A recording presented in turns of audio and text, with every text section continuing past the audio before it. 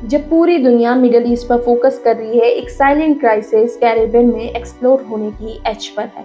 Cuba पिछले कुछ महीनों से सीवियर एनर्जी क्राइसिस को फेस कर रहा है। क्यूबा में फ्यूल खत्म हो रहा है, शहरों में बार बार पावर कट्स हो रहे हैं और इकोनॉमी धीरे धीरे रुकती जा रही है। लाखों लोग इस क्राइसिस को ऑलरेडी फील कर रहे हैं। इस सिचुएशन के पीछे एक मेजर रीजन है यूनाइटेड स्टेट्स के सैंक्शन, जो क्यूबा की ऑयल सप्लाई और फाइनेंशियल सिस्टम को टाइट कंट्रोल में रखता है।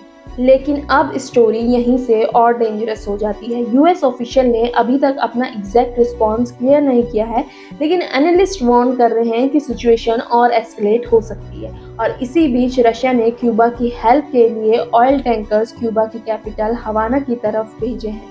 ये वही ऑयल है जो क्यूबा को कुछ दिनों की रिलीफ दे सकता है, लेकिन कुछ रिपोर्ट्स का कहना है कि यहाँ पर यूएस डिप्लोमेटिक प्रेशर बना सकता है या फिर मैरीटाइम इंटरसेप्शन कर सकता है, जहां यूएस नेवी या कोस्ट गार्ड कैरिबियन में इन टैंकर्स को रोक भी सकती है। United states department of the treasury already clear कर चुका है कि क्यूबा को रशियन क्रूड ऑयल लेने के लिए परमिशन नहीं है। यानी अगर टैंकर पहुंच भी जाता है तो टेंशन बढ़ेगी, और अगर रोका जाता है तो क्राइसिस और गहरा हो जाएगा। अब ये सिर्फ एक एनर्जी क्राइसिस नहीं रहा है, ये एक जियोपॉलिटिकल फ्लैश पॉइंट बन चुका है, जहां एक ऑयल शिपमेंट 3 देशों के बीच टेंशन को एक्सप्लोड कर सकता है। अब सबकी नज़र एक ही सवाल पर है, क्या ये टैंकर क्यूबा तक पहुंच पाएगा या समुंदर में ही एक नया कॉन्फ्लिक्ट शुरू हो जाए?